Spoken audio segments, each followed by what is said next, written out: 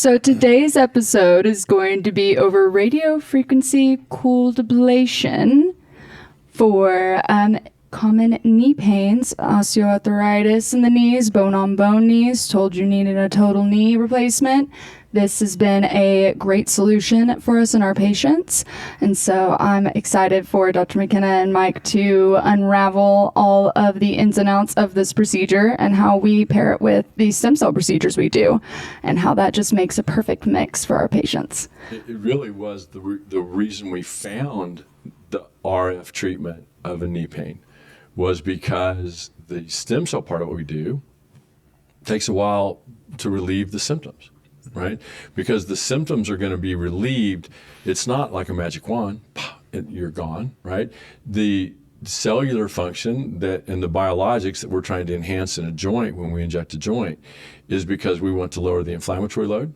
We want to let the body get a hold of the inflammatory load itself and the synovitis and the secondary pain. And we want to do that by kind of turning back the hands of time from a cartilaginous standpoint. We want chondrogenesis, or the growth of cartilage. And the biologics are the only thing to do that, but chondrogenesis takes about 4 to 6 weeks to get started. And so when you're putting biologics in a knee, like I'm being way more careful now that we're the ones at risk of getting censored. When you're putting biologics in a knee, the goal is not only because the biologics, that bone marrow aspirate stem cell, BMAC, which is the only thing you're probably going to hear us really call a stem cell on the podcast, hopefully, because it's the one that we can legally call a stem cell on the podcast in the U.S. But you can't tell us that there's not stem cells in bone marrow aspirate concentrate because that's what it was designed to separate out. So long story short, too late. But I think that when we put stem cells in a knee from bone marrow, the bone marrow aspirate, and we would uniquely process that bone marrow to make it do the best job it could, which there are ways of doing that are not really proprietary, but certainly we designed this process. Mm-hmm. So I think that the key with bone marrow aspirate concentrate and the way we would activate those cells and make them more prestigious, functional, is that you're going to see cartilaginous changes in the knee from about week 4 to 6 to about week 20. Maybe even into week 24, but kind of by about week 24, what's happened is going to happen. Now, when you heal cartilage in a joint,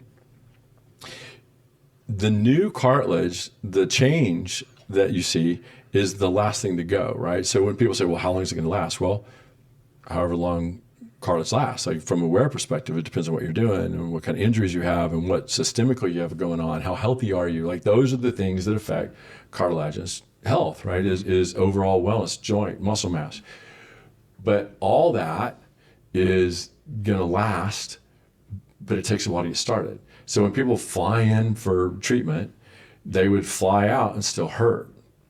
What I wanted was a way for them to fly in for treatment and us take care of their pain while they were getting cartilage healing. Without the use of tons of pain meds. Yes. So that's the other thing is we talked about this before we got started, is that it's a myth that they want to find ways to control pain without narcotics. Right? So just know that you're being lied to when they say we're looking for non-invasive ways to take care of patients' pain without prescription narcotics. That's not true, because there's some great ways to do it, especially for the knee, and no one pays for it. Yeah. Right. So it ends up being extremely difficult to get done. It's cumbersome. The reason when people say, well, why doesn't my doctor do that? Because the hospitals won't let them. Probably because they don't get paid very much for it, and they're all afraid they're going to lose money on the cost of that probe for the radiofrequency ablation, because it's not a procedure that goes without a fairly significant disposable cost, right? And so the cost of that disposable limits the income of a facility when it doesn't have a code that pays very much. And when you say disposable, what are you referring to? Just for people that are... A radiofrequency ablation probe, a pump that generates fluid around the tip of that to keep it to a low enough temperature where you've mitigated any risks to the downside of that procedure. Mm-hmm. Because with the way an ablation using the device that we use should be accomplished has a very, very, very low downside. Like if you do it correctly, and obviously we've change some of the protocols on that to make it more effective, than what the way it was originally designed to use. Because again, some of the protocols that are designed for that with only 4 sites and all that are meant to make it extremely safe and hard to screw up. But a lot of times in medicine, when we design a procedure, you're trying to make it idiot-proof. Because what you don't want is, right? I mean, we're trying to make it where anyone can do it. So what I want is you don't have to be me to do something, right? Not that I'm that special, but I spend a lot of time doing what we do, and I've been doing it for a really long time. And everything I do at this point has been really well thought out, and I've done it thousands of times. Like most of the procedures we do in our OR are kind of 6-inch putts for us at this point. Yeah. Right? And so I don't want 20-foot putts having to be made by a community golfer, right? Like a PGA Tour pro. You can just take by me. Makes 5 to 10% of putts, but over 10 feet. Yeah. Over 20 feet, I think. I think they make less than 50% of putts 10 feet, right? But they make 95% of putts within 2 feet. Right. So in medicine, when you design a procedure, you try to make it into a 2-foot putt, right?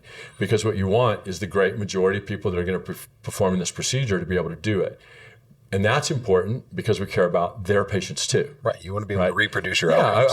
I want the results that we're getting in our clinic to be reproducible for people that can't get to our clinic. Right. So when you talk about sites in the knee, let's back up just a minute and talk about what are you targeting? Let me make this last point real quick. Oh, yeah, no worries. Because the point I was trying to get to, obviously in a very roundabout way, is they talk about trying to treat your pain without narcotics, but there is a really good way to do it, but it can't get a code.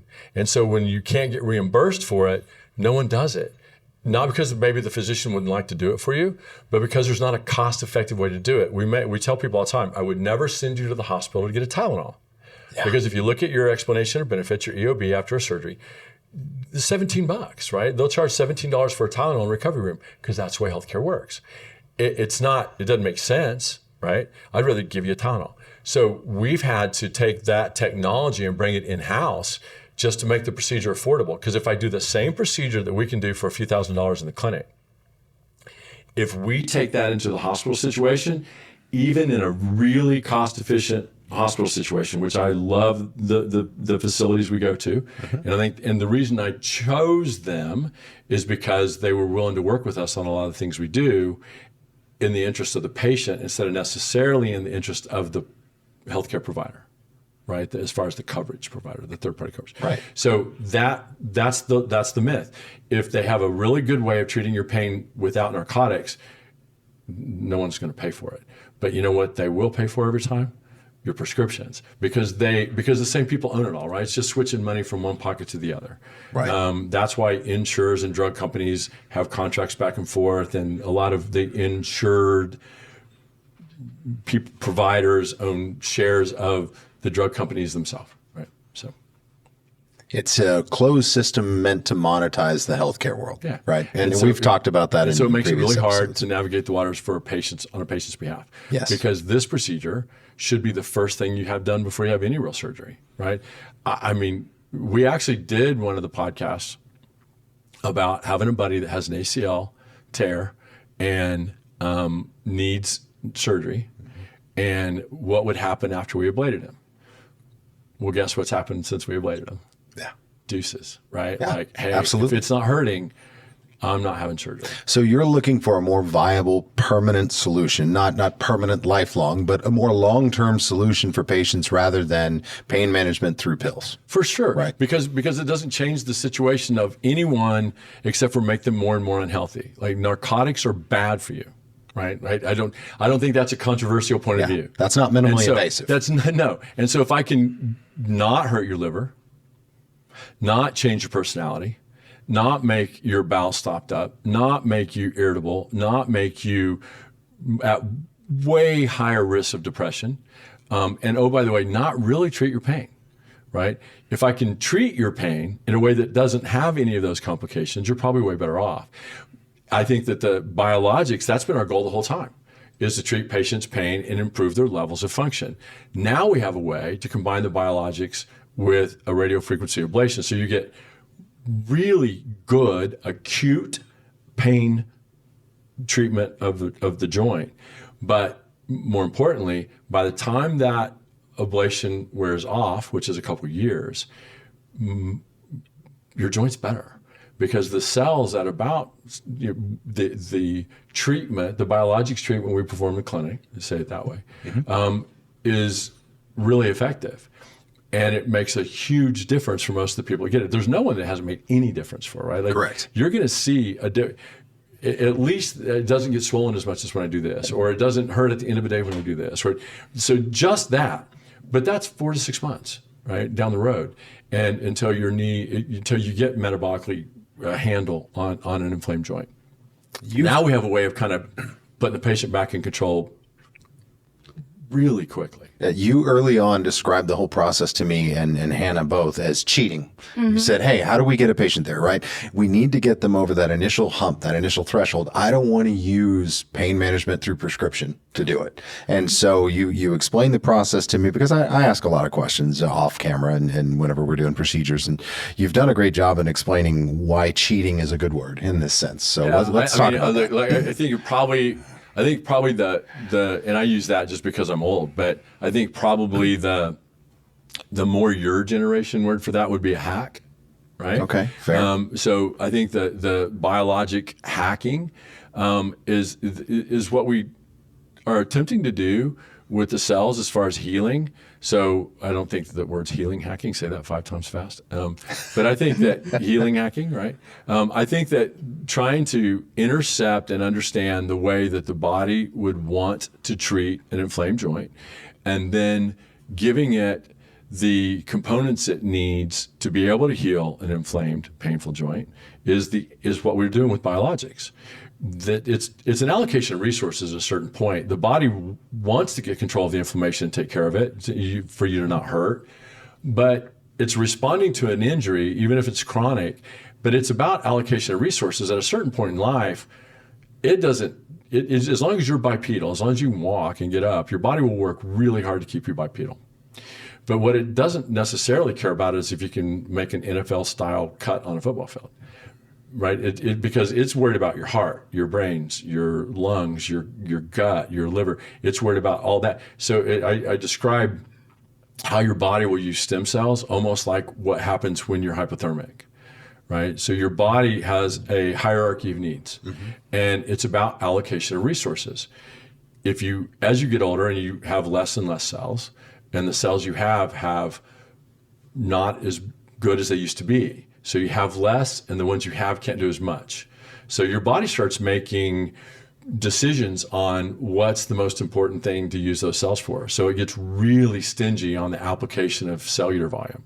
So what we're trying to do is get some things back on the body's list of to-do, right? We take the cells, concentrate them, maybe using other biologic donors with allograft tissue sources, be able to augment the function of your cells and your biologic function with the application of other tissue that may be more prolific, right?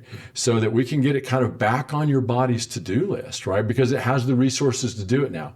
We've taken those resources and kind of put them where they go. It's like moving your forces to the front. We want the soldiers closer to the battlefield. Right, so it's a battlefield promotion of your motor functioning joints. Literally, right? Yeah, and so by doing that, we stand a significant leg up on most of the Western medicine approaches to an inflamed joint, which involve cutting on something or interrupting the biologic healing. And so now we have a way of not only kind of pushing you towards the finish line as far as being able to heal and get something back on your body's list, but how do I make it not hurt while that happens? Because that takes a while. Right, your body's not going to just magically there's no magic pill to make your knee better. So what are we comparing this to? Before we get into the how and a little deeper dive into the full process, what is this being compared to? What we're discussing today, the radiofrequency knee ablation with biologics, with cells. What would you, if you were listening and kind of new to this, or you've just experienced knee pain, or you're just tired of your existing knee pain, what am I comparing this to if I have a physician in front of me or a family friend, whoever, that says, hey, you've got knee pain, you've had pain for a long time, this is the standard of care as we see it, and what we're comparing this process to? Well, in our practice, and when I sit with a patient, which is why, we're always running a little bit behind, and someone always adds another problem on, and there's someone in the room who has a question, because my goal is always to educate people up, right, as much as possible. But my goal is always a flow chart of care. Right? So I'm from a personal perspective, it may be sometimes like throwing stuff in the air, see where it lands. But on a professional medicine, scientific, clinical perspective, I'm very regimented in my thought process, right? Like I don't have, I am concrete and rigid, but not inflexible, right? So I think that there is a right and wrong. There is some gray, but there's a lot of things I just think are need to be removed from the choice list. But at the end of every flow chart is a total knee, right? And the knee we use to help design the instrumentation to put in, right? So it's not like I'm not a fan of total knee. I think if anyone goes back to the beginning episodes, they'll know that the reason I'm an orthopedic surgeon was because of total knee, because someone very close to me, in Indian families, my grandma's sister was still like grandma. And so you just had a bunch of grandmas. And so my Aunt Lillian, one family event, like I think it was Thanksgiving, said she was just ready for God to call her home because she couldn't really walk anymore. Her knees hurt so much. And at about 13 years old, 14 years old, it just broke my heart to hear that, right? Because she's my grandma. She had new knees done, and this is in like 74, 75. So there wasn't even a right and left yet, and there was only 3 sizes, right? We made every knee shape, one format, they one were block. all shaped, and the ratios were all the same, right? So some people don't fit that ratio. That's the reason every knee now is kind of a custom knee. Yeah. But it changed her life. So a guy named Ed Rice in Oklahoma City replaced both of her knees. And I remember that July 4th, she shows up in a little RV, and she's getting up and down and traveling around. She's really happy. She's going to see all of her friends.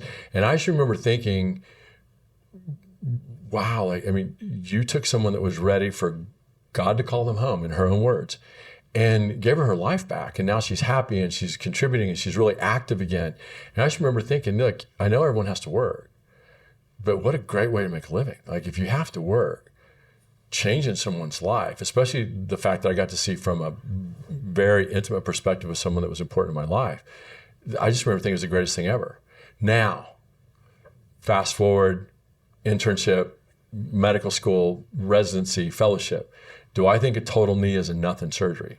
No, right? It's a big deal, right? Yeah. I think there are still people that need a total knee. But you know what? The original reason with the radiofrequency ablation was to cut down on the pain of having a total, right? So someone would come in, you would ablate them 4 to 8 weeks before their total. And that was actually a study that was published because the goal was to get Medicare coded, right? And so the patients that had an ablation 4 to 8 weeks before they had their total, at the 2-year mark had used less than 50% of the narcotics to get to that point as patients that didn't have the ablation. That's significant. Wow. That's the difference between kidney and liver failure for a lot of people, right? It's certainly a difference between staying married, sleeping normal, being depressed. And the problem with narcotics is you're not just on that drug. If you're on narcotics for 2 years, you also end up on something for sleep. Yes. You also end up on something for constipation. You also end up on something for anxiety. You also end up on something for depression. You also end up on a muscle relaxer. You also so You start a chain. Oh, it is a dramatic pharmaceutical melee of complications because every medicine interacts with all the other medicines you're on, right? So the goal of the ablation wasn't just you're going to take less narcotics. It's you're going to take less everything, because 2 years of pain medicine will mess up not only your overall health, but your life, right? So for me, finding that a procedure that could change the narcotic use after a total by more than 50% was pretty dramatic. Now, fast forward to application in our practice. What ends up happening? We start ablating people. We figure out a way around the system to get people ablated in our clinic. We take a procedure that at a hospital is $15,000 to $20,000 per knee, and they will only let you do one knee at a time, right? Because if you do two knees, they don't get paid more for the second knee. They only get paid half of the first code, right? So the hospitals are all panicked. Now they won't let you inject anything in the knee. Yeah. Like for almost anything, the hospital will still let me use PRP. Most of the things we do, rotator cuff reconstructions, knee reconstruction, they'll let me use the patient's bone marrow, even if they're not getting paid for it, right? The hospital's been very, very generous with the care of our patient. They truly have. So not to throw stones, because I'm thrilled with our situations right now. But they still have to keep the doors open. Yes. And they have a bunch of employees and everything else. I get it, because the system's broke. But we can take that same procedure, do both knees in our clinic, and put cells in your knee, because we're not going to waste anesthesia. If you're going to go in for an anesthetic, wake up and the anesthesiologist doesn't charge you based on how busy I am while you're asleep. He charges to wake you up, manage you, and put you asleep during that time, and wake you up in the recovery room. That's what you're paying for. All the different stuff I'm doing doesn't change that, right? Right. So why if you're gonna go to sleep, make hay, right? So in our practice, what happens? We figure out a way around the system to get this done for people. And we're only doing it initially to people that we're setting up for a total, right? They need total knees. They're bone on bone. We're trying to get them through some cells, but really the original use of this device, outside of a very few selected people, which was just to they weren't healthy enough to have a total, and we were trying to help them prevent it. My mom, who would have never had it, one of the more beloved physicians in my life. We did really early on, because he doesn't want a total, and he needs one. But he has, he's active. He's very active, and he has a full practice of women that have worked for him for about 20 or 30 years that I'm pretty sure he knows when he retires, there's a lot of people just not going to have a job, right? They're not going to go back to work for someone else. So there are some people like that, but for the most part, we were only doing it for people that were having a total. What ends up happening, fast forward about 6 months in, we have a lot of patients coming back after the ablation that won't be able to kind of look me in the eye, and I'm wondering why. And we finally just asked, hey, like, what's up? Like, is something wrong? And a patient would literally say, do I have to have a total? And you'd be like, what? Like, do I have to have a total knee? And my answer is always the same. No one has to have a total. You have a total knee because it hurts all the time. It keeps you awake at night. It's unstable, and nothing else helped, right? So if you're to that point, I think you need a total knee, right? Now, do a lot of patients get told they need a total knee when they walk into our clinic? You look at their standing films, and you're like, they haven't had a knee scope. A lot of them haven't even had an MRI. A lot of them haven't even had an intra-articular injection. A lot of them not had a block. So anyway. So what ends up happening with that patient, right? So it drives me kind of crazy when someone comes in, I've been told by 5 guys I need a total knee. And you're like, what else have you been through? I mean, just last week we had a submission, and we had another patient, another doctor we treated with the radiofrequency, view the films, and he was like, those knees are better than mine. I wish mine looked like that, because we had just ablated him, and this patient was told they needed a total knee. Yeah. And he had more cartilage than... Right, so the doctor that looked at those, that was trying to get the patient ready for that, was like, you need to go see this guy first. Mm-hmm. Right. Mm-hmm. Well, and not to belittle... But no, so what happened was a patient would say, it doesn't hurt. Yeah. Like, if it doesn't hurt, it's not keeping me awake, do I have to go through the surgery? My answer is always no. Yeah. So now what happens? The patient's like, because all we've done is put them back in control of their situation. Yes. Pain was pushing them, feeling like they had to do something. And it was pushing them to the point where they felt like they had to do something dramatic, right? A total knee is a big step. And so a lot of people feel forced into this corner. We just open the door. So now they can escape from being in the corner. And what happens is because everyone, we say all the time, everyone has something. Like, I got hay to bring in. That was my favorite. I got some hay to bring in. Can I do it after I got a wedding. I got a trip I need to make. My kids get married. I got college graduation I want to go to. I have to drive an 18-wheeler across the country. Right. Yeah. I have to do, we're moving. Yes. Can I wait? And my answer is always, sure. Yeah. As long as it's not hurting, there's no emergency total knee. Yeah. Right. And I like what I love that statement because for you, it's not the final option, but it's way far down on the list. And you've said this a million times. It's my favorite quote you say is, I spend my time now looking for the best toys to use. And what you mean by that is not just something that you can look at.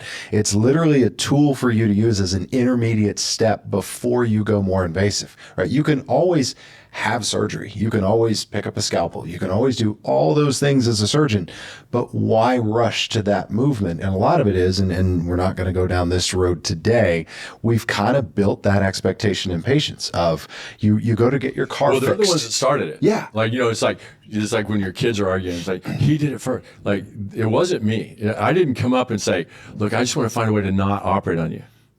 Right.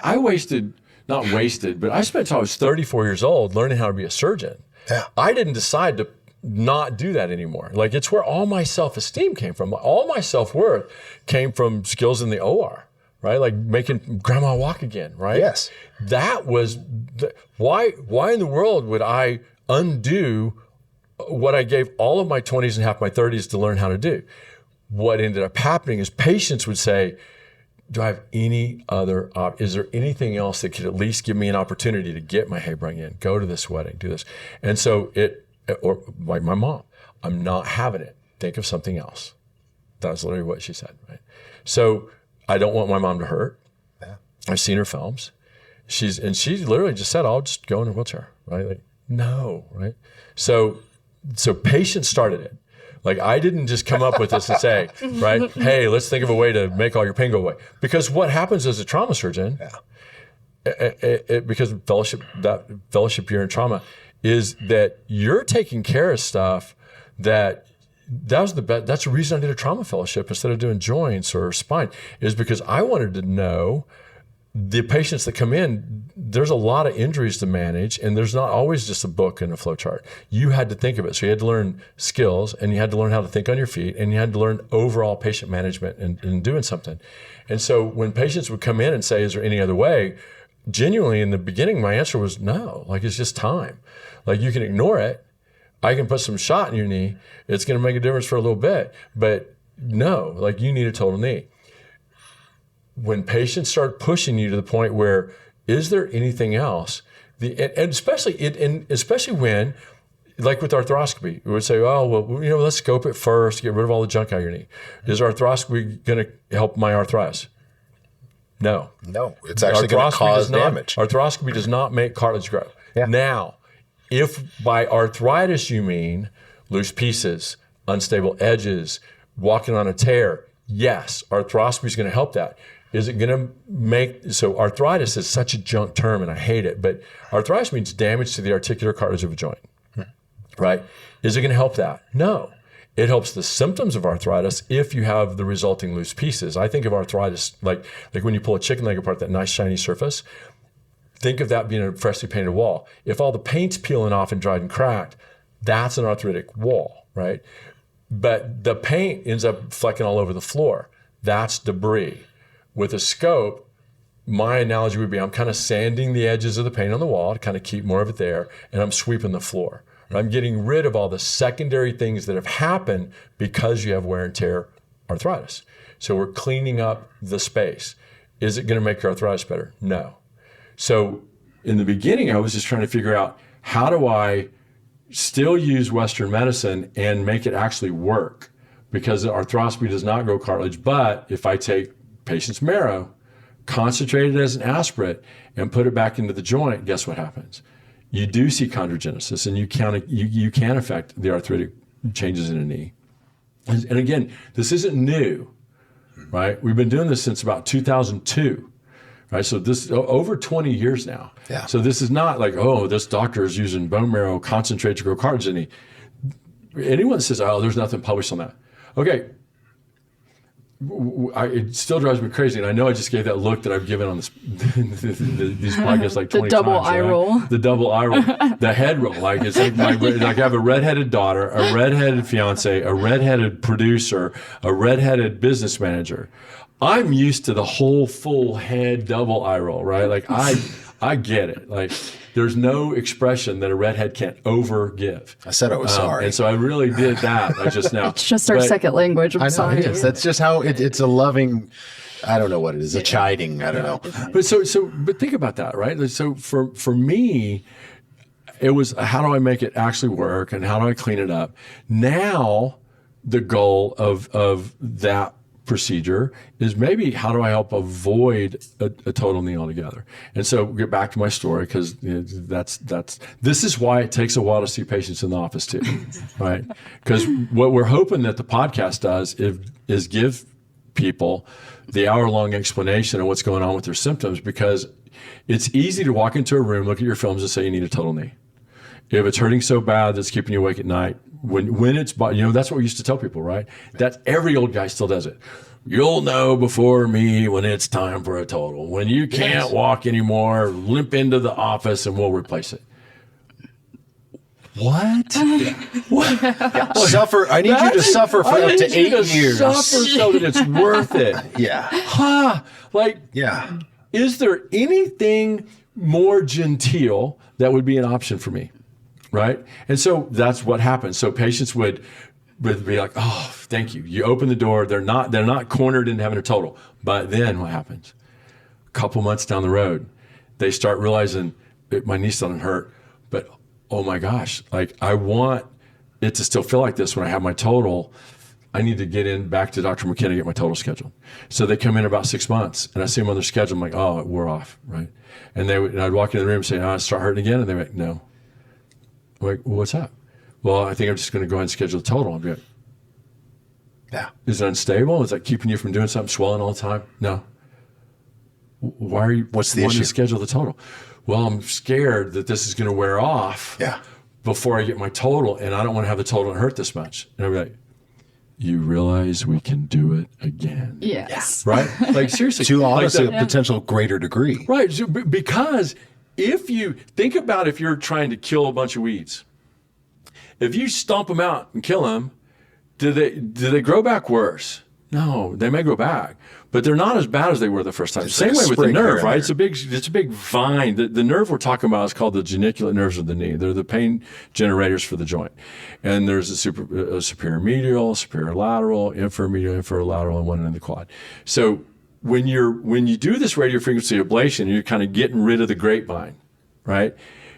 The whole thing doesn't come back. So when you do it again, it works better and for longer. Right? How frequent are you talking though? So what? Okay, from in your our personal, practice, yes, having done more than pretty much anyone in North Texas now, right? Right.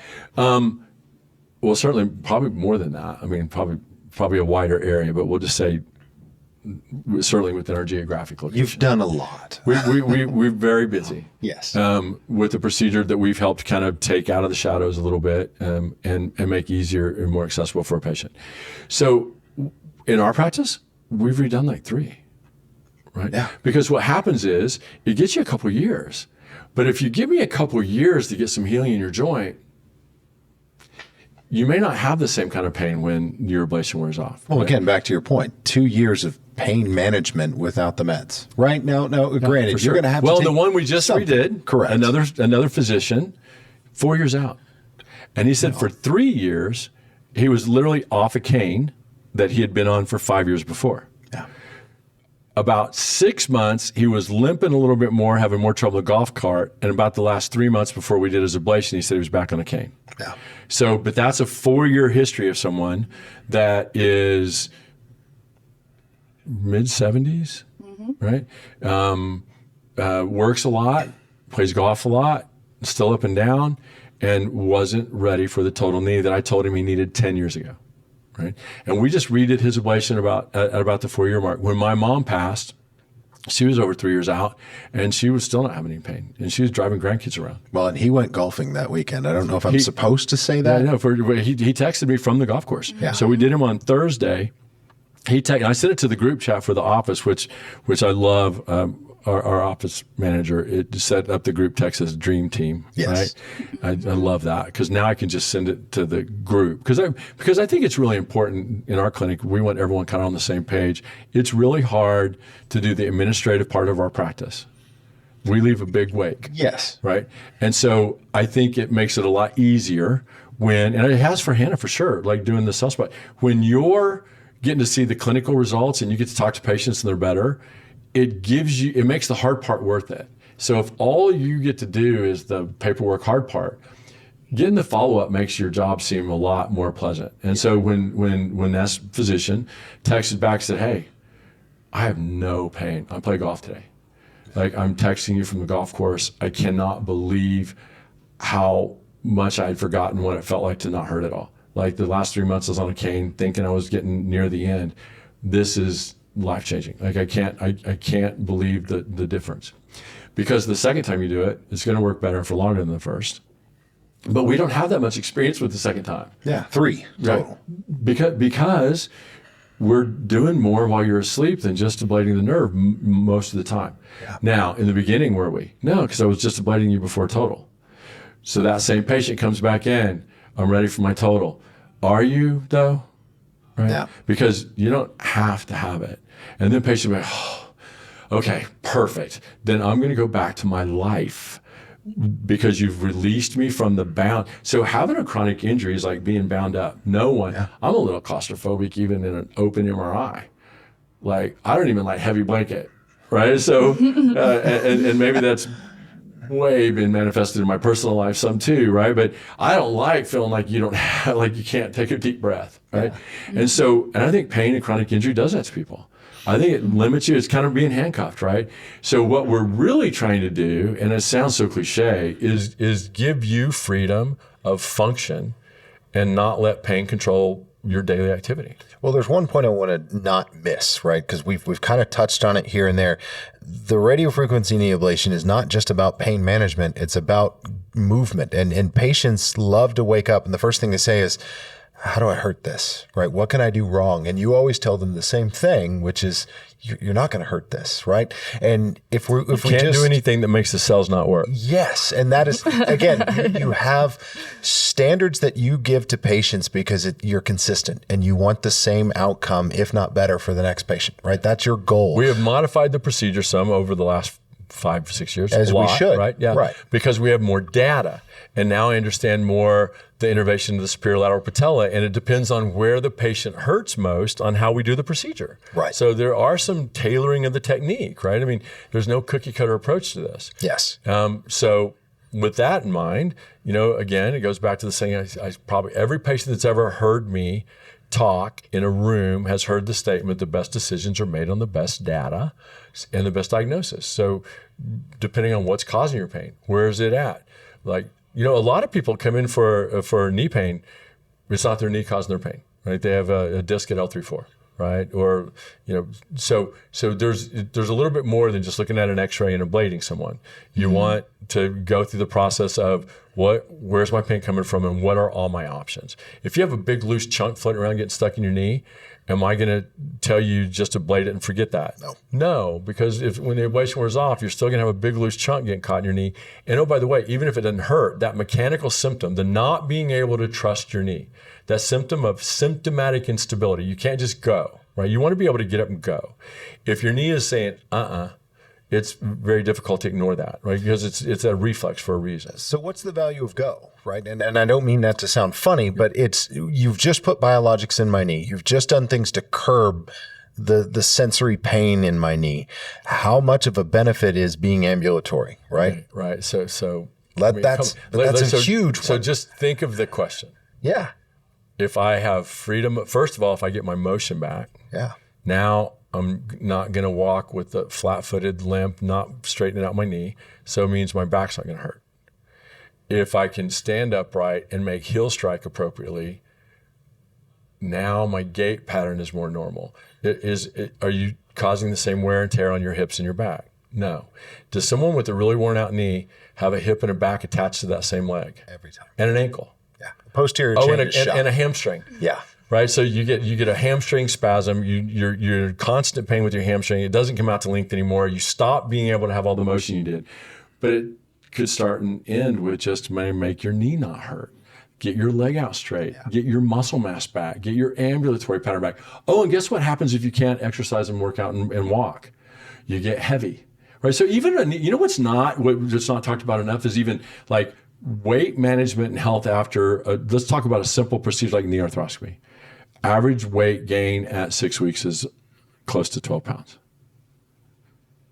So how easy is that going to be to talk to most people about? Hey, I want to do a procedure to you, and you're going to gain 12 pounds, And lose some cartilage. and you're gonna lose some cartilage. Like, I feel be like honest with people. Yeah. Like rotator cuff surgery, you should look at someone and go, okay, if I don't use cells, you're 30% of these never heal. Yeah. And you're going to At 6 scar, months, frozen at 6 shoulder. months, 30% Yeah. of the time you're on MRI, you're not going to be healed, and it's never going to get better than that. Like, there are certain things we do in Western medicine, but with arthroscopy, you should look at someone and go, hey, okay, I'm going to get you better. Right? You're not going to have a loose piece floating around your knee. You're not going to have any more cartilage. Hopefully you hurt less, and hopefully it's less inflamed, but you're probably gaining 12 to 15 pounds. Okay. Like, I think a lot of people will be like, is there something else? Do I have another option? Well, if you have a loose piece floating around, no, maybe we scope your knee, clean it out, put cells in it, use bone marrow at the time of their arthroscopy, which is what we've been doing for a decade, right? And any surgeon that says, well, it doesn't help. How else are you? So if we don't take them and put them where they go, guess still the only way you're going to grow cartilage. Those cells have to get there on their own. And you have to be able to concentrate them, and your body's probably not that worried about it because it's got more important things to do than worry about a little cartilage growth in your knee. It's trying to keep you bipedal, it's trying to keep you mentally healthy, it's trying to function on pulmonary function, right? So all those things in general health that go down with decreased mobilization, decreased ability to get up and move around, those leave a mark, right? So our goal is to try to unravel all that, get it to where you can stay healthy, because we're not focused on, we're not focused on an injury. I'm not worried about just your painful knee. I'm worried about you. Yeah. Right? Mm-hmm. Like, we want you to be healthy and mobile and active so that you can be healthy, mobile, and active, because then you don't hurt all the time. You're not going to have a bad hip. Your other knee's not going to go bad because it's doing all the work because this knee can't do it. And that's what always happens. A lot of times when people come in, the knee that looks worse isn't even one that hurts because it turned it off a long time ago. It's the knee that's doing all the work that's bothering them now, right? And if I replace the bad one, the one that's hurting is going to be worse. And if I replace the one that's hurting, now you're going to have an unstable knee trying to do the work. No, right? It's a really bad situation to put people in. Well, it's backwards thinking. Yeah. Well, it's not thinking. Yes. Right? Because you got to come up with a plan, right? And if you look at a patient with, well, let's replace the one that hurts most first. I've said that a million times. Right? Because I heard all that forever. And it makes sense, but try getting a patient through replacing the bad one first, because the statistics on bilateral total knee are really crummy. Right? It has a 5x morbidity and mortality rate, right? So you're 5 times more likely to have a serious medical complication if you have both your knees at the same time. Really good literature says just don't do that, right? If you wait 8 weeks, your surgical risks fall back to normal again. There's not a lot of people that it's indicated to do a bilateral total knee. Do I believe that there are some people that there is an indication? Of course I do. There's outliers to everything, right? I'm not saying never, never, never. I'm saying try not to. Like, it's not great. Yeah. You need to accept you're accepting a significant increase in your surgical risk if you do it that way, right? So then which one do you do? Do you do the ones really unstable? Because that's not going to be able to put up with the workload if you do the one that hurt most, if it's not the bad one, right? So I'm gonna make it miserable for you, right?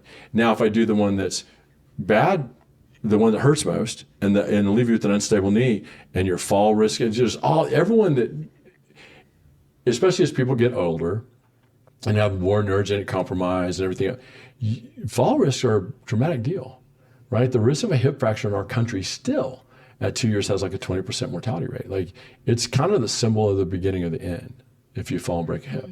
And every little old lady that falls and breaks a hip, tripping over their dog or carpet or getting up in the middle of the night to pee, the story is, for a lot of them, my knee gave way.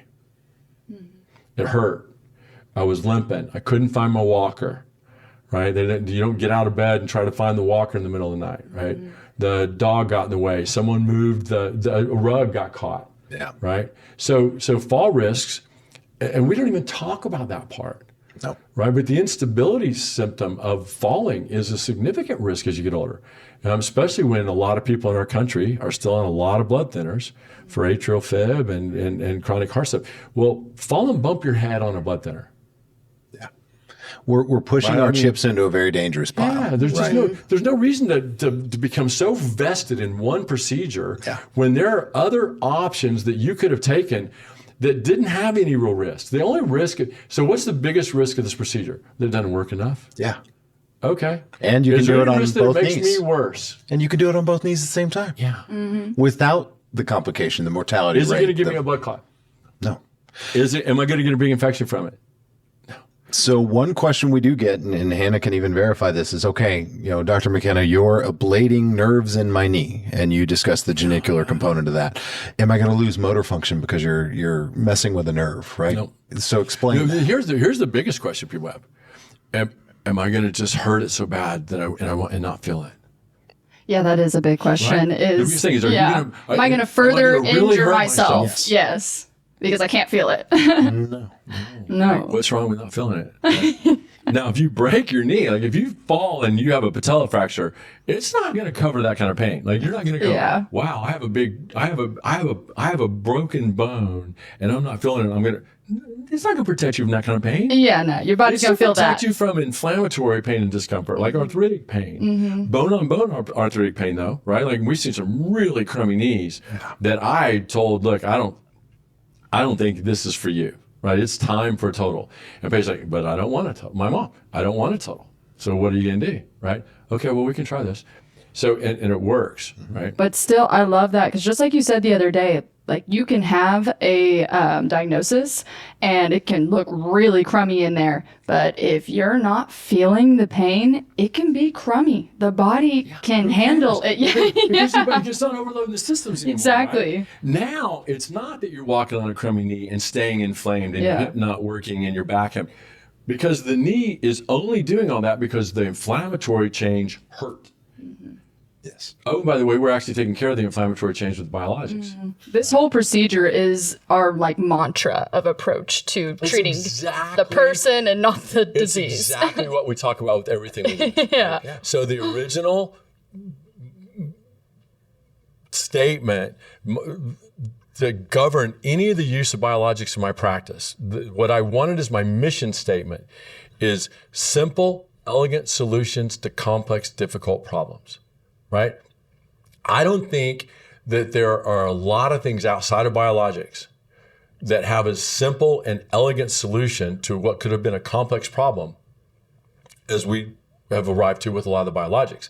But with radiofrequency ablation, now, and oh, by the way, it's not one of those procedures you have in the dark without knowing it's going to work. Oh, no. Why? Because we figured out a way to do a block.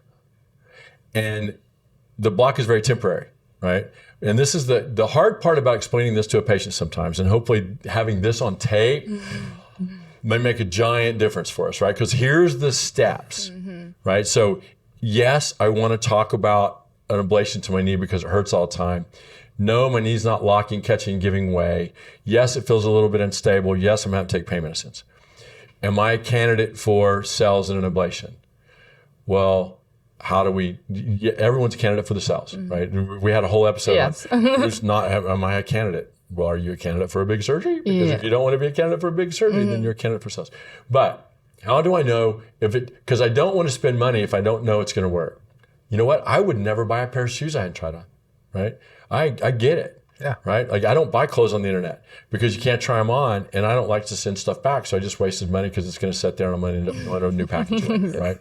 You've met you. I've met me. I know me. That's fair. I'm really, really self-actualized, and I finally like me a little bit, and because I've accepted that there's a downside to me, right? Unlike most of the biologics. You are witty today. But so there's a way so we can take you to the OR. It has to be done in the OR under C-arm.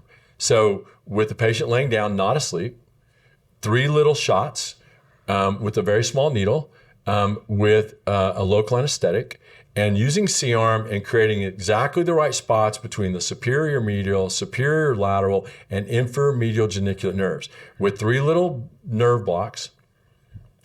At some point between the minute we do it and the next 3 to 5 hours, you should notice somewhere between a 30 to 50% reduction in your pain. If you do, then that means the ablation is a great option for you, because the ablation is about 4x of what you're going to get with the block. Because with the block, we're only doing 3 spots. I'm not sticking a block in the middle of your quad, at the innermost part of the quad, at the superficial part of the quad, and at the lateral aspect of the nerve coming into your patella. Why don't we do that as part of the block? Because it hurts, right? Because I'm doing something, because I wanted to find a quick, easy, minimally invasive, non-painful way of seeing if it's worth going to sleep to have this problem treated. You cannot, and listen to me really close here, because I tried, right? You cannot have, I couldn't have an ablation awake. No. It's really painful. Because I stuck that probe. The most painful one is the one right in the middle of the quad, and at the patellar tendon attachment. I stuck the probe in there. I made it about 1.5 minutes, and I'm a moron, right? So I'd say all the time, God loves idiots and small children, which is the only explanation for any modicum of success I've had. And so I don't try stuff on other people, but I don't mind sticking a needle. I'm a guinea pig, right? Especially if the physiologic science makes sense. I don't need a white paper. I need clinical experience. I need patients that did better with it, right? And if it makes sense, like I have to have an explanation for physiologically how is this going to work. You can't just say, well, do this. Okay, well why? How is it going to help? Like I need that. There's a great physiologic explanation for why this works. And so I'm going to try it on me. I stick it right in the middle of the quad. If you can do it. So I do the block on me. Just right? the needle going and, to the and I'm like, okay. So, and I literally stick the local right where I'm putting the probe first. And I wait about 30 minutes. And I stick the probe in and I turn the machine on. I'm watching the temp get up, and there's a curve where you're looking at impedance, you're looking at resistance, you're looking at total voltage, and you're looking at the temperature. And it's 3 gauges, and it's going up on this meter. And I'm watching, and the impedance is a little high, and it starts having to use a lot more power to get up to temp. And the more you move, and I can't really move the probe. Yep. And every time I flex my quad, the impedance goes up, Yes. which means the power has to go up to get the temperature at the same place. And I'm watching the curve, and I'm looking at it, and I'm kind of starting to kind of move. And at about 1.5 minutes, I'm like, oh. And not that I couldn't. So it has to be in there for 2 minutes and 45 seconds. Right. Not that I couldn't have made it. But there's no way I was going to do it 4 more times. Right. And so, well, you started with the worst one. On purpose. Yes. Because I didn't want to do the easy one and think, I can do this. This is great. I'm halfway there. And then not be able to do the whole procedure, right? Because that wasn't my goal. And I was afraid if I did the easy one first, it might make it where I could handle the harder one. But you need to do the hard one first and figure out if it's okay. It's not okay. Right? Like I wasn't going to do that to my mom awake. So I did that to me first. No, she's going to go to sleep. My goal was to find something I could do with her awake. No, mom's going to have to go to sleep, right? So before I would let anyone pay for an anesthesiologist to put me asleep and pay for that probe and pay for that procedure, what I would like to do is be able to show them a temporary view of what that's going to look like, right? And so what we can do now, and usually the insurance companies, oddly, will pay for the block. Oh yeah, they do. They'll cover the block all day. We can take you to the OR, but not the actual we use procedure. C-arm. We're doing direct visualization. The patients can look at the TV screen with me and see where the needle's going. Most people choose not to. They're doing breathing exercises or putting headphones on. A lot of times, we'll let people bring your headphones, listen to your music, right? Just lay still. I'm going to spray you with some cold spray in 3 spots. I'm going to wash that off. I'm going to get 3 little pictures. I'm going to make sure the needle's where I want. I'm going to inject 5 cc's of local in 3 different spots. You're going to get up a lot of times without even a Band-Aid, right? And you're going to walk out. It's not uncommon for you to feel better before you even walk out of the clinic. And then what we tell people is call back tomorrow and tell us if you noticed a 30 to 50% reduction of pain. If you didn't, if it makes no difference for you, I wouldn't really promise you anything with the ablation. In which I do want to touch on this because a lot of patients do have the question on, whether or not what they're feeling is a pain reduction or not, because it really is a kind of an odd feeling. It is. It's like a numbed feeling. And what would you call that feeling? So the medical term for it is a paresthesia. Okay. or what you're doing is you're impairing the function of that sensory branch of a nerve. It doesn't make it feel weak. It's not that you can't tell where your knee is in space. You can tell, you can get power, you can get push off, you can get lift. It doesn't affect and most of the time, the block gives you more motion, even though that's not the purpose of it. But if it doesn't hurt as much for the kneecap to engage, it doesn't hurt as much for you to put weight on it. But it does feel like that aesthetic and anesthetic effect. So it's not numbness, but it's kind of like it gets rid of the neuralgia, which is the nerve pain. Right? So we're treating the neuralgia, not the worn out joint. We're treating what the worn out joint is causing you to be able to perceive pain. So it is like a party trick, like tricking the body almost. Yeah, that's no. Tell them. This is one of those few procedures I feel like is kind of like a party trick. Throw the sheet over. What I always want to do is grab a sheet on a table and see if I can pull it out with, like the scene in Ghostbusters, right? Yeah. Where they walk in and there's he grabs a sheet and he goes and because he just wants to do it. Like I don't think there's anyone in our age group, my age group, that doesn't want to walk up to a set table and see if they could pull the sheet off and not making the dishes. Maybe, I think that'd be a great podcast. That's kind of what this procedure's like. It is. It's kind of like doing a party trick because you're going to go to sleep, and when you wake up, it's not going to hurt like it did when we put you to sleep. Right? Well, you're restoring motor function by giving them the confidence to use the joint.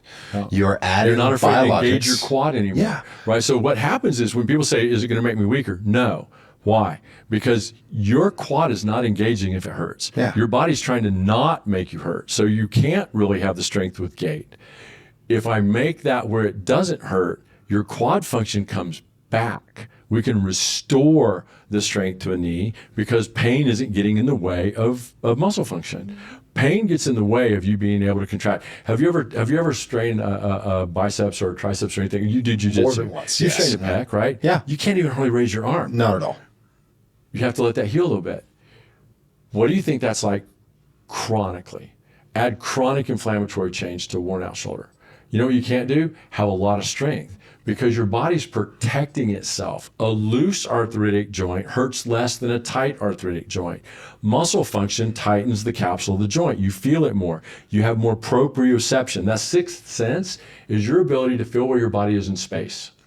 We're not affecting proprioception with that other than getting rid of the pain's limitation of your proprioception. Pain and inflammation gets in the way of proprioception way more than we are with this block, or is certainly with the procedure. One of my favorite patients, she came in after the procedure and she said, "Hey, can I ask you a question?" And we're in the lobby and I just saw her, ask her how she's doing. She goes, "Look, my knee feels great, but my quad, my thighs, and my rear end hurt a lot more." And I looked at her and I said, "Honey, when was the last time you actually used those things?" Not being disparaging at all, but true. when was the last time you could go When's on the a last time long walk? it didn't hurt so much that you could go on a long walk? Yeah, and she looked at me, she goes, "Forever." And I said, "So you're using muscles you haven't been able to use in a really long time. And that's a good kind of pain. That's a sore, like, hey, I'm getting my life back kind of pain." Because a benefit comes from it. Yes. I tell people all the time, like, there's not a lot of reason to hurt. But soreness and muscle strength may be worth going through a little bit of discomfort, right? No one goes to the gym to make everything just magically feel better. You go to the gym to get some strength back, right? Because you will feel better, right? Muscle mass is way more important than just strength and feeling better. It's longevity. Like muscle mass is the credit score on wellness. You can't be well and healthy without muscle mass. Right. And so you can't have muscle mass if you're chronically inflamed and in pain because you can't fight through the pain enough to not inflame other areas, right? So it's just kind of silly how this is so basic, right? This is freshman chemistry. Yeah, it's the worst biohack in history because it's not really a hack. Because it just makes so much sense. Yes. Right. Wow, my back really hurts at the end of the day because I have a worn out knee. Yeah, maybe. Right. My hip is killing me, but my knee's been hurting for 5 years. My hip's been hurting for 6 weeks. Should you have your hip replaced? No, right? Like, what if we get you where your hip looked just as bad on this X-ray 6 months ago as it does now? Where it's just now hurting, but your knee's unstable and worn out and has been hurting you for a long time. So, we're not asking people to do anything more than just think through a problem. The problem is medicine prevents that, right? So Western medicine's not going to think through it for you because they care about your injury. They care about the codable diagnosis. Yes. Right? And you need a codable diagnosis, and everything can't be all intertwined because you know why? You only get 3 diagnoses, right? Well, so I can't say we're not hip, radiculopathy, muscle weakness of the hamstring, flexor weakness, and degenerative joint disease. That's too much on the sheet. Right? So is it my hip, my knee, or my back? You can't have all 3 of those. Everyone has all 3 of those. Well, we all if have. you have any one of those worse than the other, it's going to eventually cause all 3 of those. Oh, and guess what it's also going to do? You're bipedal. Bi meaning 2. If it has that bad on one side, guess what it's going to do to the other? Probably alter its gait function and normal range of motion and strength and inflammatory load, right? And so nothing's going to work right. There's very rarely has anyone ever had one tire on a car that needed air, balanced, spun, or replaced, because all 4 tires are hitting the ground at the same time, right? Now, the one that hits the chug holes most, or if you're, not to make fun of having all girls in my family that are drivers, but if you're always hitting the same curb with that right front tire where you park, yeah, you probably have one tire that's a little bit more out of line than the other. And the front end may need to line a little bit. There may be one reason that those tires wear out a little faster.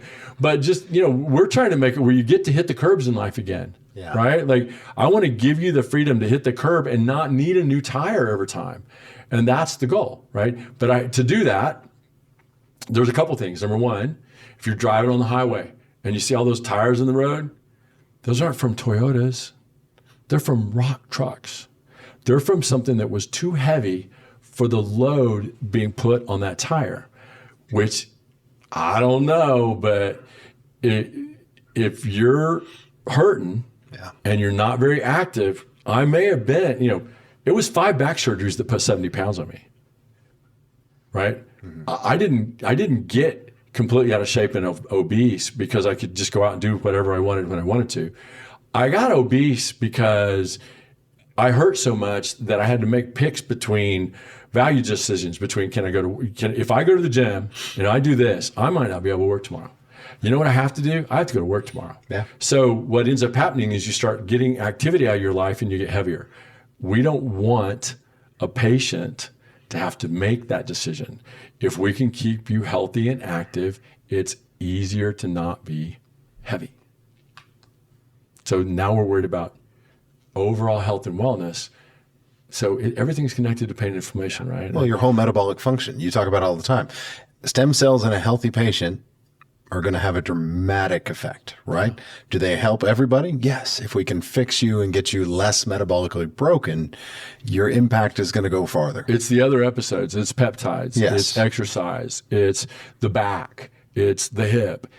But so much of your gait is most of the sensory changes of ambulation are around the knee. Yes. Right? So if all the sensory changes of your gait, your heel strike, are around the knee, because the hamstrings, the quad, the ligaments all cross the joint. So if we take care of the knee and we get it where you don't have symptomatic giving way, it's not all inflamed all the time and it doesn't hurt, can I stand a better chance of getting you healthy and active again? Yeah. Can we, the ablation itself is just not reinventing the wheel, but it's making the decision on who's a good candidate for it and how to do it. But the block, the technology on being able to do that, and actually being able to get that approved through an insurance, so people get to make a decision based on. So I know that's if we ever in this country we're able to compare apples to apples as far as cost of goods, biologics win easily. But because certain things are covered and not, people are like, well, it's cheaper to go have my back fused than have my disc injected. No, it's not. Your back fusion is going to average cost for one level fuse like $100,000, right? It's just you weren't paying it all, but you are You're going to be paying the maintenance fees later. Yeah, and by the way, one surgery leads to 3, Yeah. 30% of the time within the first 5 years. Well, right? it's like needing an oil change and going and replacing your engine. Yeah. Right? Like, I just need a new car. Yeah. No, you just need to address this one issue, and then the rest of the car is going to work right. Yeah. So again, cost of biologics, infinitesimally small, but not covered. Yes. Right? So what we're trying to do is let the coverage kind of play that out. Like, get your block done, get your MRI, right? Use the insurance to figure out what's wrong. But if your only option after that is total, maybe that's not your only option, right? Especially if with the block because for the most part, and Hannah will tell you because she's the one that schedules the people when they call back in for the ablation. Most of the time, people walk out and go to lunch, and it's dramatically different by the time they finish lunch. Yeah. A lot of times, it's dramatically different before they come back. Sorry, I will just never forget the one. He was quite young. He was about maybe 30s, and he had gotten both his knees ablated. And he finished his procedure, and I was going back, walking. Yeah, a little bit of propofol. A little bit of fuzziness, like a little bit of Superman thing. And I just walk out, and I see him come out the door, and I'm like, "How you feeling?" He gets down on one knee, and he's like, "It's a football stance. Ready. It's a 3-point stance." Yeah, so ready. And it was set, raining go. outside. Yeah. And he ran right out the clinic doors, the front door. and I was like, literally, he's ran feeling out the front good. door from a 3-point stance, right? Yeah. You can't make that up. No, literally He cannot walked out make the that front up. door, he had his backpack on his shoulder. It's raining outside. We're all standing there, and I looked over at you, and I think I remember saying, I was like, so of all the data we have, what's the soonest resuming of activity we've ever seen? And you're like, well, that's it. That was it. Yeah. 3 minutes down the hall, that's about it. Yeah. Ran out. Like, as he woke up from anesthesia, he's like, because it can be pretty liberating to not hurt for the first time in a long time. Well, it gives you confidence to let the body do what it wants, right? Or what it can do. Because this guy was, and here's the other thing, when we talk about the difference between total, how many people have a total and still hurt? Like like right now, everyone that's listening to this show over 40 has a friend that's had a total knee. And everyone that's over 40 has a friend that's had a total knee and still hurts. Is a total knee one of the more gratifying surgeries done in orthopedics? Yeah, because you can give someone their life back. Does everyone that have a total knee have pain-free existence and function? No. No, not at all. For sure not. And so I would never ever promise someone that no surgeon should ever look you in the eye and go, I'm going to make all your pain go away with a total joint. Like, it ain't yours.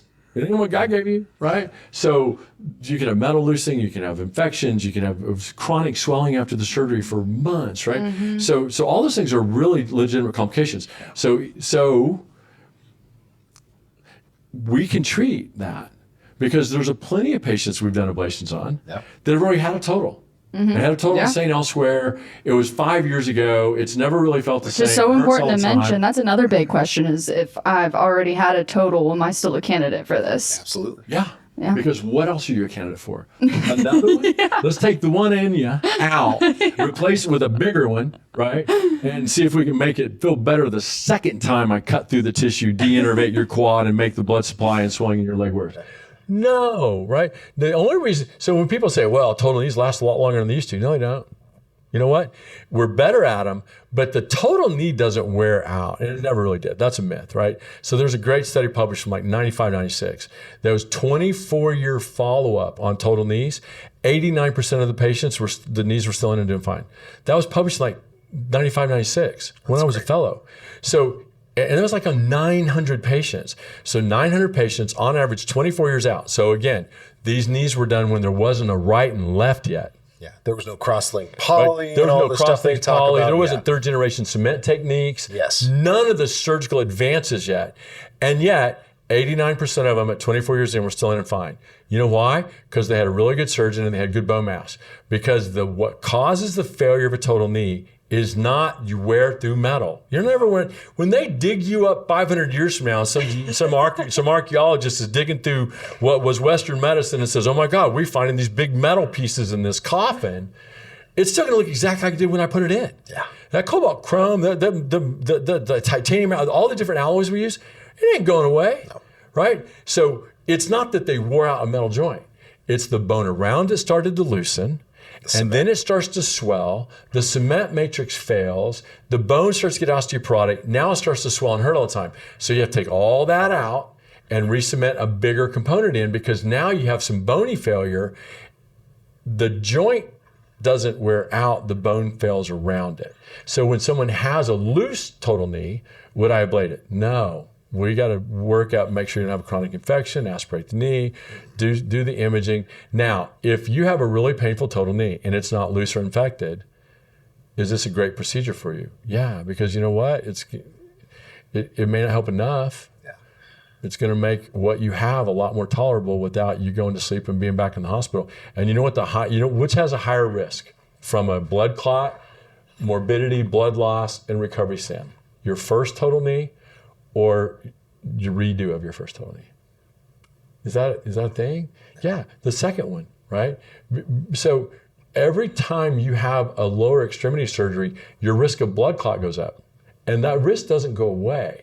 It's there forever. You have a big spine surgery, you have a couple knee surgeries, you probably have and we do these blood clot risk scores for the next knee scope. It's always higher for the second, third knee scope than it is the first. Why? Because it's the way the anatomy works, right? More insults to the physiology with surgery, with anesthesia, with chronic pain, the higher your risk of a blood clot goes. So with your second total knee, are you on injectable blood thinners for a lot longer? Yeah, because the risk of a blood clot is the same for like 3 to 6 months. Like, oh, by the way, if you fly, if you have your legs crossed for a long time, if you're on a long car ride across the country, does your risk of a blood clot ever go back to zero? No. Right? Does it increase the risk of a blood clot with an ablation? No. So, I mean, it's pretty easy decisions to make. Mm-hmm. And now that we can kind of give you an idea, does it work or not, right? I think the whole discussion, I mean, I know we had to have it because we fight against the knowledge base so often. But what are the questions, Hannah, you know the questions that get, what are the questions we need, now that we've kind of got rid of my long-windedness when I get kind of riled up about something, what are the specific questions that we need to make sure we get as part of this podcast as a patient resource? I've actually got one. Yeah, go ahead. What's the soonest amount of time I would need to let pass if I had a knee ablation done before I can be a candidate for a total with you? I mean, technically it doesn't limit your ability to be a candidate. Okay. But how long would I want to give it to get better before you have the total? I think somewhere between 4 and 8 weeks for 2 reasons. Number one, if you do it too early, you may not have needed it. Well, we talked about, I have a family member that's in this exact scenario right now. I can't wait until we see how much of his giving way instability symptom is just because of pain. Yeah. Because that's real, right? You can't hardly make yourself step on something sharp. True. The minute your body feels it sharp, what happens? It pulls away. If you lean on a hot oven, what happens to the arm? It pulls away. You don't say, wow, that's really hot, I need to back my arm up. You lean on it and your arm pulls away, right? That is a proprioceptive response by a fiber in a tendon called a Golgi apparatus, right? It's a reflex. So when you go to put weight on a knee and it's got big unstable edges of cartilage and it's bone on bone, twist. And you go to put, what happens with the body? It feels like it offloads it. You get a little symptomatic giving way. But it's not instability as such, as far as the ligament is so unstable that I can't walk. No, it's because your body's making it hard for you to ignore that pain and you're trying to plow through it and it's giving way, even though that's why when you first get up, some of the giving way is loose pieces, right? You go to stand up, it feels like it's going to give way, but once you kind of get seated for a while, you can walk. Sometimes if we get an MRI, make sure there's not all that junk in your knee. In your dad's case, we've done that. Mm-hmm. His pain response is limiting his function now. Because even though the knee's way better than the big handful of junk floating around in it, right? Which was, Lord, seriously, I literally from the OR start sending Mike pictures off of the screen. I'm like, this is what your dad's been ignoring, right? I mean, I took pictures of the back table where I just pulled out like pebbles. It literally looked like someone had poured a box of cereal in his knee. Yes, I remember those. Right? Oh, and so I'm just like, your dad's been walking around this. Like, Lord, like, okay, good for him, right? But wow, like this. So can you get someone better from that? Yeah. Can you get rid of some of the symptomatic instability? Maybe. Is pain of having a worn out grade 4 joint still getting in his way? Yeah. What happens? So is there a perfect time to have an ablation if in the study it was around 6 weeks, right? I think what happened in our practice is a lot of their symptoms go away, right? And if you can, how long can you put off a total knee? Yeah. Well, that's what you and I joke about is, they'll be back in 6 months just to tell us that they're feeling fine. Yeah. Right? Yeah. Because they're going to be worried that, do I need to have my total while it still feels this way? And the answer, because a lot of times we don't have the length of time that we've had in this episode to talk about that with the patient. And so they'll come back in ready to schedule a total because they're scared to death the pain's going to come back. Yeah. And and every time I just tell them, look, when it starts coming back, we can do it again. Now, if we put them asleep and put cells in their knee, have we had a lot of people that when it wears off we've had Back to square one. Yeah, no. They've really not been. That's the beauty of it. It's what I always tell them. When it wears off, at least you are not going to be in the same pain you were in previously. You probably have had some healing happen. Yeah. But you didn't have to suffer the consequences of the length of time it takes healing to happen, right?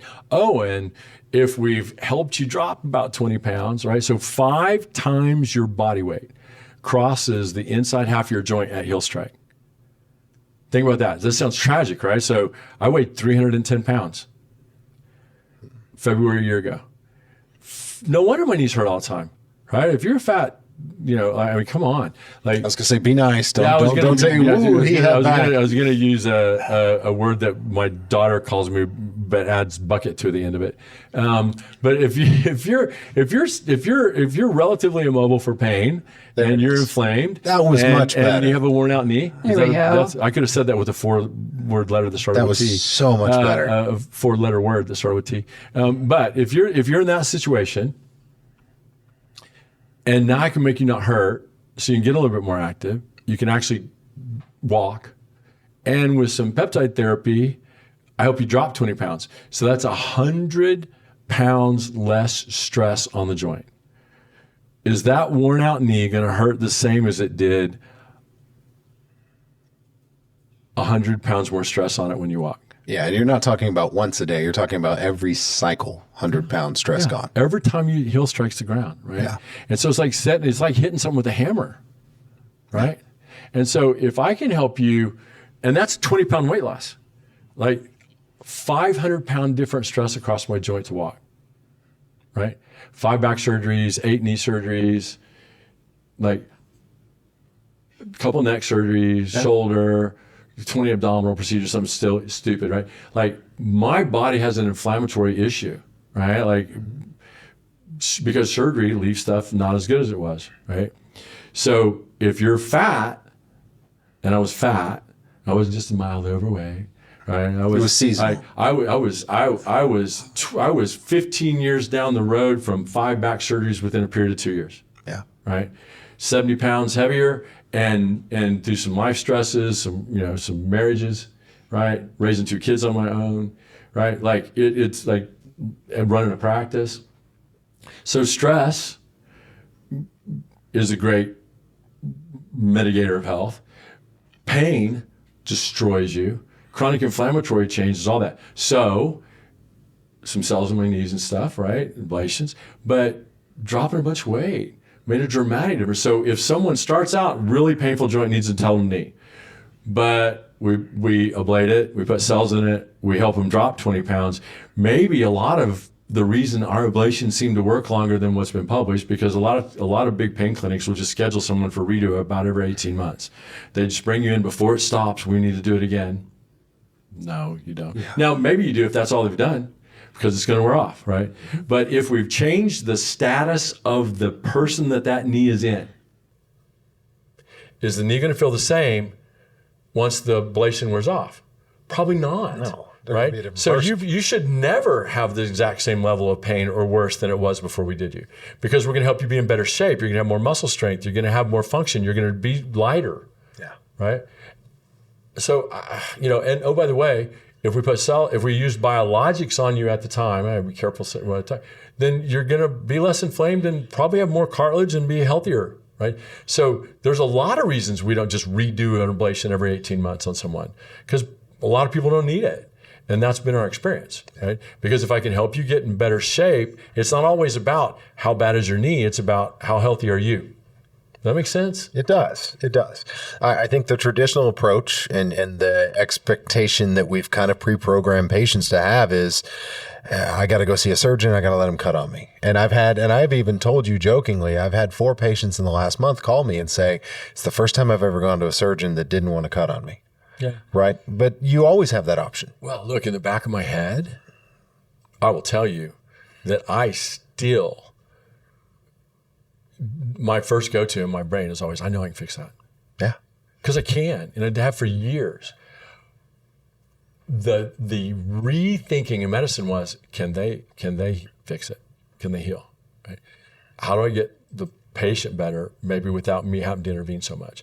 I think medicine as a whole, certainly surgeons, can be very paternalistic. And that's a good and bad thing. A lot of patients really respond to that. I wouldn't respond to it very well. Yeah. If someone's going to tell me they're going to make me better. Like, why don't you just make it where I can make myself better? Right? Put me back in charge of me. I don't need you to be in charge of me. And I think medicine as kind of adopts that parental role, it makes me really uncomfortable at this point because I don't want anyone doing that to me. And I think it's I think it. But we've created a very patient submissive culture. Oh, it's very demeaning. It's really hard to be the patient. Yeah. We're trying to, because that's how they get control of you, is to make you feel less. You know, my mom still gets nervous when she talks to you just because you're a doctor. That's how a lot of patients are. They feel so vulnerable of not knowing enough. It's a really vulnerable position. Yeah. Right? Yeah. I mean, I use the analogy all the time, in surgery especially. I feel very much like the old, very medieval. I feel very much like a knight standing there with a sword ready to smote anyone that might hurt you, right? Because when you're asleep, you're completely vulnerable to everyone in the room. My goal is, someone touches the wrong thing, they just screwed up the most elegant procedure in the world. Someone leaned against the back table and contaminated something that someone was putting inside you. As a surgeon, when I'm doing a total knee, you have to trust, you don't even want the door, I don't want people coming in and out of my room. Yeah. Right? We don't let the door open to my OR when I'm doing a total because the risk of infection goes up. You know the biggest risk of surgery after a total is an infection. And it could be from an infected tooth, it could be from a bladder infection, it could be from someone touching something wrong. So you're kind of at the mercy of a lot of things going right in the OR. Mm-hmm. I hate that feeling.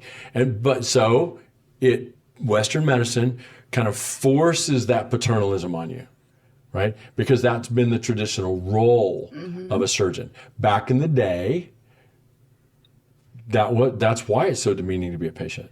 Because they weren't empowering a patient with knowledge, right? There wasn't the internet. You were very much only going to hear whatever who was talking to you told you. Mm-hmm. You couldn't do your own research. It should be really hard for someone to mislead people now. Oh, wait a minute. Oh, wait. Well, we got told not to do our research. Right, yeah. Don't do for your a 2-year research. period. Don't read on it. Yes. Don't read on it. You're going to get misinformation. No, maybe you're just getting information. Yeah. Right? Misinformation is in charge of whoever's giving it. I will tell you, there's a great quote that whenever censorship is involved, it's always been by the wrong side. Censorship is never to empower people with the right knowledge. When people are trying to keep you from having a wide range of information, is so they can control the narrative. The control of the narrative is very paternal. I know what's best for you. Yeah. I don't think you do. Right? And even if you do, I need to be able to make my own mistakes, because at least I'll feel like if something bad happened to me, I made it happen to me. I think most of our goal in medicine is to put patients back in charge of their own health care and let them determine what they want and what they need and what decisions they're ready to make. Yeah. Right? My goal is to not control the flow of information to anyone. I want you to be as well read as possible. Now, will I debunk some myths? Absolutely. Here's the big myth. Cells don't make a difference. Really? So if I cut on you without them, what was the cell in your body that helped you heal? oh, there's only these cells that do secrete this particular peptide and protein, and your body has to have that to be able to heal the wound. And without WNT4 and TGF, oh, you can't heal a wound without WNT4. Where's WNT4 come from? There is a cell in your body that secretes a lot of WNT4 that's mobilized to the side of a wound when you create it on someone. I wouldn't let someone create a wound on me that didn't understand how it was going to heal. That's a really good point. I think that the cells are the way that your body is going to heal. It has to have the same.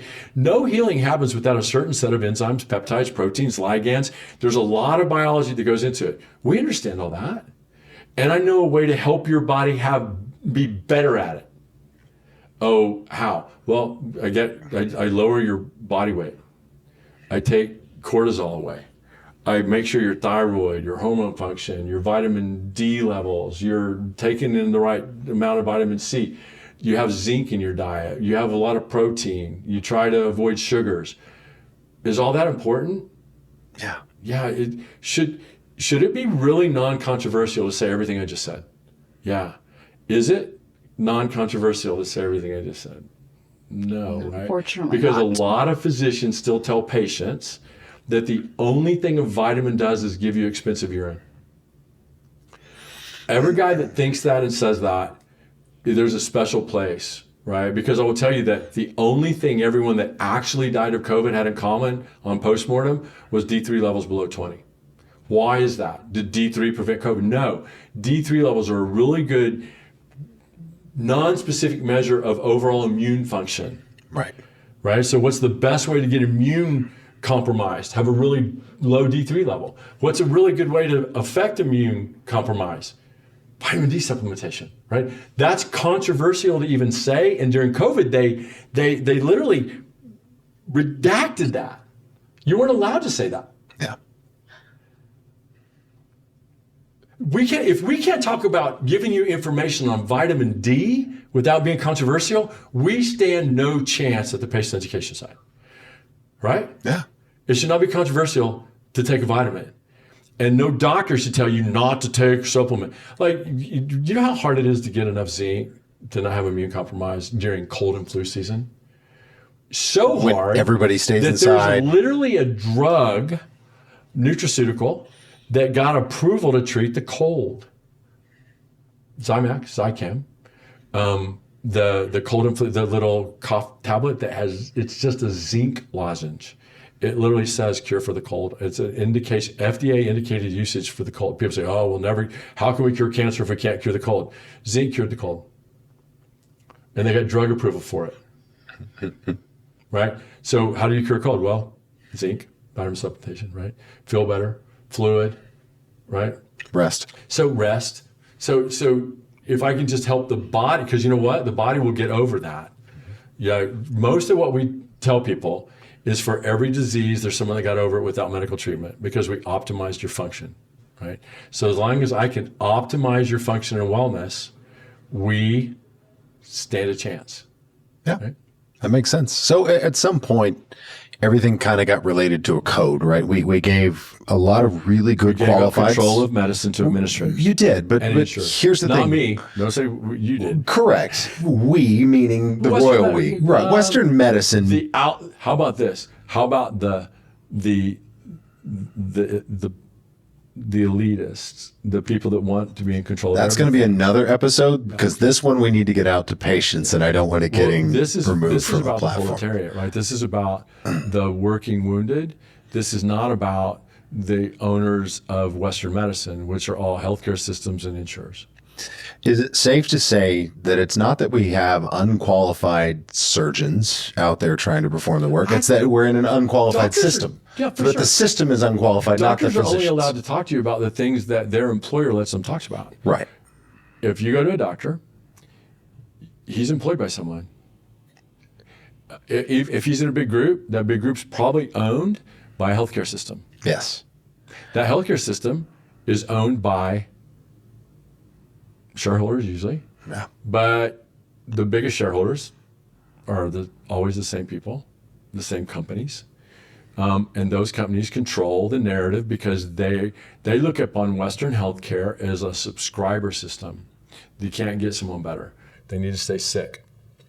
Well, Because look, the sick care system is the term that's been adopted now, and it's which I'm is starting to like it. Kind of sounds facetious, but I'll tell you that so many parts of our system are to treat an illness.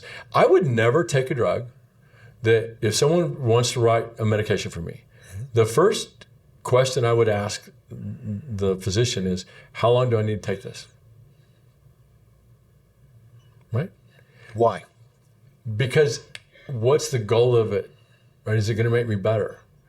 If it's not going to make me better, if the answer is, because a physician's face will turn flushed because he hadn't thought about that. He'll be like, well, I don't know. So you're saying I have to take it forever. Like, you're going to put me on this medicine, I need to take forever. Well, yeah, I guess that's what we're saying, right? Would I think twice about it? I think more people would not take a drug if when you put them on it, you said you have to take this forever, right? I think people would probably say, I'm not making, I've said a million times, I'm not elite at doing anything every day. So if you're asking me to take a medicine I have to take every day.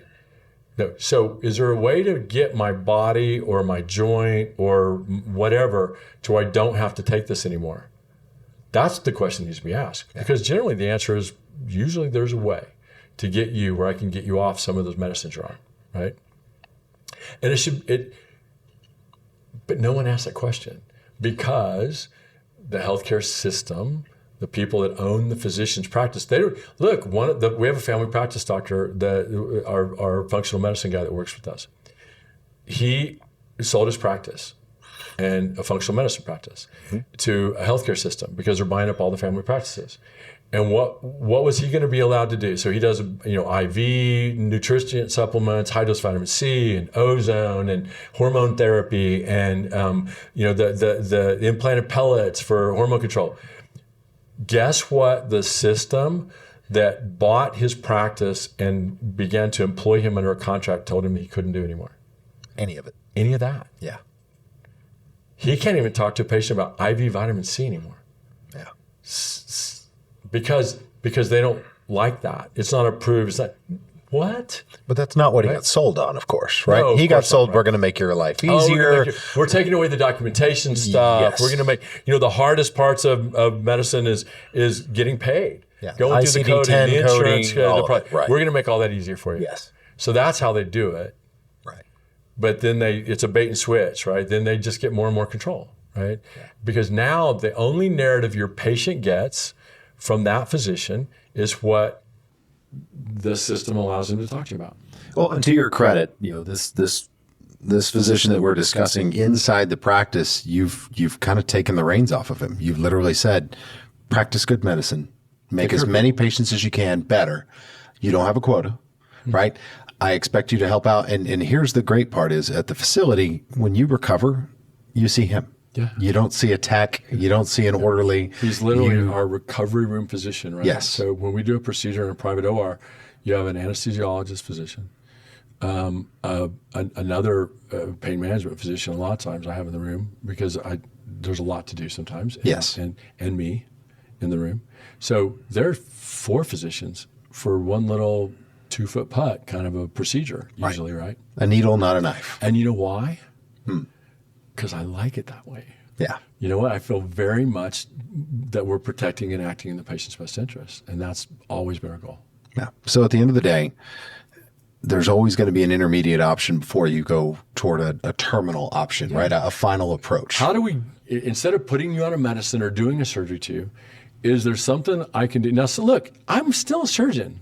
We still do a lot of surgery, right? Yes, you do. I'm a really busy surgeon. And so I will tell you that sometimes they're not mutually exclusive. Now, if someone says, I can do surgery or bone marrow or cells or biologics, I might pick the biologics a lot more than I pick surgery. Because the healthcare system we work within doesn't make me make that choice. Now, they won't allow us to bring amnion. They won't allow us to bring postnatal tissue graft into the facilities. Correct. But they will allow me to take your bone marrow and add it to your rotator cuff or your knee scope or your ACL reconstruction or your Achilles tendon repair. You know why? Because it works. It lowers your infection. It increases the success. I don't have returns to the OR. That's why. Why do I use it? The physician that's chief of staff at the facility, because every now and then, about once a quarter, when they do their business meeting, the facility throws a little bit of a fit about the cost of a bone marrow kit not being covered as part of their surgery. And the answer every time by the chief of staff is he doesn't get even paid for that part of the procedure. So if he's not getting paid for it, he's doing it because, why? Because it works. It makes the patient, but it improves our outcome. And I know that for sure, because in every study ever published using bone marrow aspirate at the time of surgery, it lowered the infection rate compared to the cohort that didn't have cells.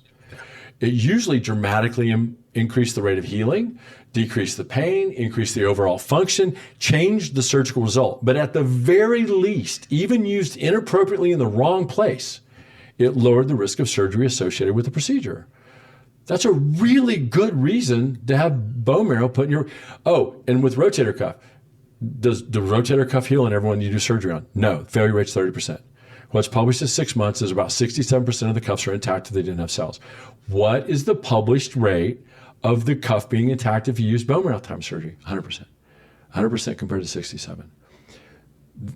What's the 10-year follow-up on that?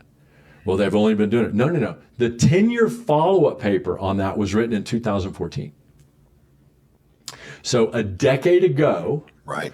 a decade after the procedure, the patients that had bone marrow aspirate put in their cuff at the time of the repair, same surgeon, same hospital, 87% were still intact.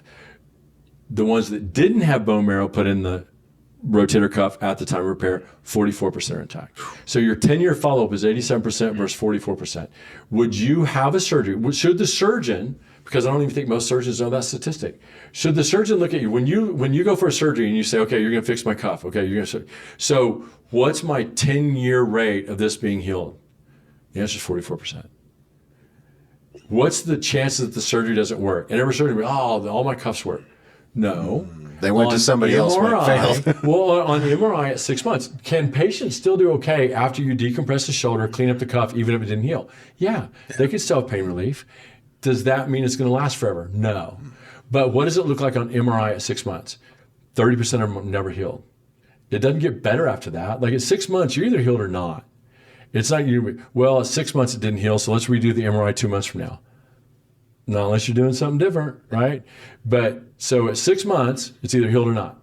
Failure rate's 30%. ACL reconstructions, right? Dramatic failure rate without marrow. Oh, by the way, just in a PRP study published 20 years ago, it changed average time of bone-to-bone healing with ligamentous homogeneity returned on MRI, which is the sign we would use of healing, is does the ligament look homogenetic again? Does it all look intact? 379 days. Just having PRP injected into the graft at the time of surgery. Right. And the way they did the study was in Houston, where the young guy liked PRP and the two older guys didn't. So they were the control. Right, so it was a big sports medicine practice, all the ACLs. The healing rate on the guy that put PRP in him, 169 days. Okay, that was just PRP. Yeah. Right, and that was controversial because the hospital you didn't get paid for it. They were eating the kits. They're eating the price of the kit. Which now, look, if you've seen an EOB for a knee scope, it's like $25,000. Yeah. The hospital gets that bone marrow kit cheaper than we do, and I developed it. So I'm a little bitter, maybe. No, but I'm certainly not going to lay awake at night worrying about Baylor's profit loss statement, right? Because it's about the patient. And does Baylor still do fine? Yeah, right? Mm-hmm. Like the healthcare systems are still going to do fine from surgery. But if I lower the risk of infection and make the patient heal better, do I get to feel better about the patients that finally need surgical intervention? Yeah. 100%. So we're not picking between one or. So there's a lot of surgery we do that I think only works better if you augment it with tissue graft. Right. And then we see those patients post-op as part of the recovery and then use amniotic graft in the clinic because it's a lot cheaper, right? One dose of a postnatal tissue graft in a hospital could be $12,000, right? In our clinic, it's 1/10 of that, yes. right? So I think it's silly to pay 12x in a hospital for amnia, for a postnatal tissue graft injected into a joint, when you could have it done about 6-8 weeks after that surgery for 1/10 the cost. What's your Tylenol explanation, right? Back to the same thing, right? $17 for a Tylenol. Everybody's seen the Iceman I on wouldn't their go to the hospital EOB. for just a bone marrow injection. No. Because they're going to charge like $8,500 for a bone marrow kit. Right. Right.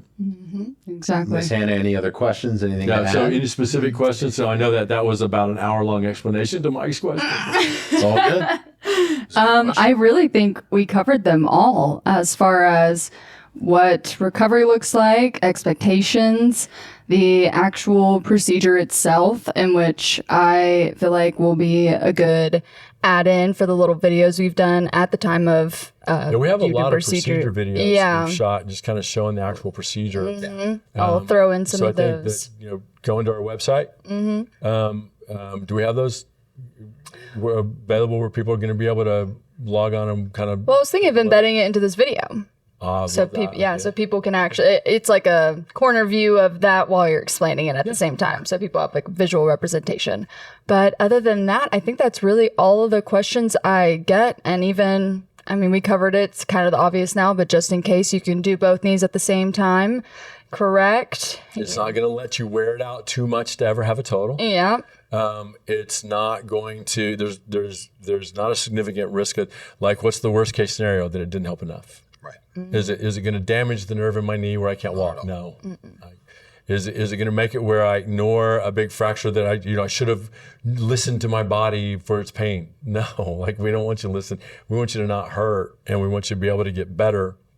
So no, it wouldn't do anything that hurt your overall wellness or function. And if you have the knee ablation and you end up needing the total, you're still contributing to managing that pain level. Oh, on dramatic. the I mean, total. So that's the where reason we're we headed. started doing it, right? The procedure was developed because we thought that the healthcare system was serious when they came out and said, we're looking for non-medical ways to help people with their pain. And I don't believe that now, because there's a lot of non-medical ways to help people's pain, sometimes just weight loss and hormones, and right, but they don't like those. So I don't believe that anymore, right? So I think they want you on as much medicine as possible and kind of keep you unhealthy and kind of barely crawling along so they can get you as a continual subscriber, right? You don't want to lose the subscriber to the healthcare system. That's a great way to put it. Yep. Got to keep you sick. Miss Hannah, anything else? I think that about covers it. I hope that this episode was a good kickoff one for everyone here and for the watchers. I hope that this was a good explanation for you guys and to understand what this practice is for us and what it means to us. I think I'm going to let Mike sign us off and then let Dr. McKenna do his final sign off as well. All right. Well, I know it's been a minute, and we're really glad to be here in the studio. So we're just thankful, as always. And please, any comments, suggestions, we love it, right? It helps the algorithm on every platform across the board. And we love hearing feedback from patients. So please feel free to comment. We do read them. We absolutely love feedback from the audience. And again, we enjoy being here. So thank you so much. And I'll kick it off to McKenna to finish out. Yeah, I think that the key to a lot of this, and there's times where you feel like if you're not reaching a big enough audience that maybe the time has been wasted. And I think that what we really kind of refocused on is just being a resource for our patients. And if we make it easier to understand what we're trying to talk to you about, then this is worth the time and energy that goes into it. But the only reason it even exists is because of the trust that our patients put in us.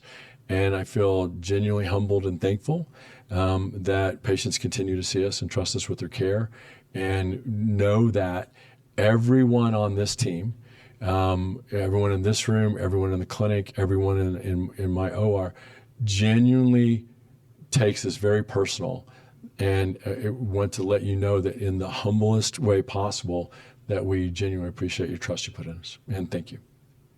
All right, guys, we'll see you next time.